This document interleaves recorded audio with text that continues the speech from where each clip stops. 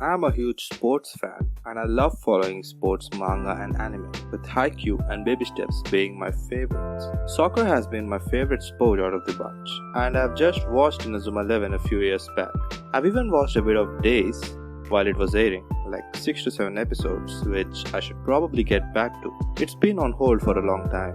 All in all, I haven't watched or read many media related to soccer. And then one of my friends suggested a fairly new manga named Blue Lock a couple of days ago, which I binge read in 3 hours and caught up to the scanlated chapters. After binge reading, I can confidently say that it is both an interesting and intriguing read. With around 40 chapters out at the time of making this video, Blue Lock is going strong with its strong setup and gripping story, and I would like you guys to give it a try as well. The story starts with Japan's exit in the round of 16 of the World Cup in 2018. The Japanese Football Association is discussing about their plans for the future, looking at their current performance. While majority of the board is not taking the situation seriously as they look at football as nothing but a business, the new member of JFA, Andri Tereri, has some other plans. Her aim is to make Japan win the World Cup, for which she recommends her coach, Jinpachi Ego, who will help in creating the ultimate player that Japanese national team needs in order to have a chance at winning the World Cup.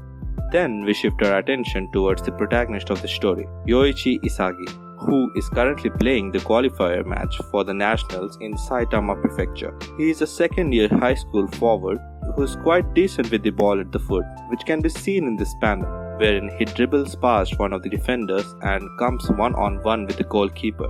He now has two options: to take the risk and shoot right away, and if it's a goal they draw the match and go into extra time as they are currently 1-0 down. Another option is to pass it to his teammate on the right, which is a safer option as he is open. We are baited into thinking for a brief moment that Isagi is going to shoot the ball, but instead he passes it to his teammate as he believes football is a team sport which is played by 11 people. To his surprise, his teammate misses and the opposition makes a quick counter-attack. Having a star high school forward, Ryosuke Kira, on their team, the opposition scores a quick goal and wins the match 2-0 in the end, and Isagi's dream is shattered and they fall one step short of playing in the nationals. You can see him later thinking of quitting football, going back to the moment in the match where he was one-on-one with the goalkeeper, visualizing what would have happened if he had taken the risk and hit it himself. For a few panels till now, he seems to not be much of an emotional person.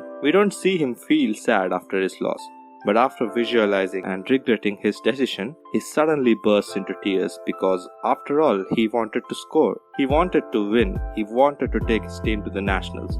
After reaching home, he receives a letter from Japanese Football Association inviting him to be part of a player improvement project. Being happy that someone saw his football and scouted him, he goes to the venue, where, to his surprise, he witnesses a total of 300 football players in the room. Then we see Jinpachi Ego, the coach, explaining the situation to the 300 prospect players, who would join this operation named Blue Lock in order to create a revolutionary striker amongst the 300.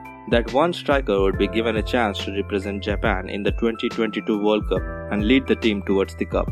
But not everything in life comes with a sacrifice, which in this case is that once you are eliminated from the project, you can never play for the national team. Like never ever. Your dreams of playing professional football at a national level comes to an end. And thus starts the events of the manga, where our protagonist has to survive each and every challenge in order to emerge as the last man standing. Now, we kinda have an idea as to where the story is headed towards, as in such cases, it's the protagonist who ends up being the last man standing. But when it comes to the twists and turns and the insane moments combined with some breathtaking art, I don't think I've experienced such a thing in any other sports manga. For example, look at these images. Look at how they convey the expression of the characters, their intensity, their character. I was totally hooked to the manga while I was binge reading it late at the night, and it was worth it. If you have made it so far, all I ask is just give the first 2 chapters a try and see how it goes. And that wraps up my second manga recommendation video.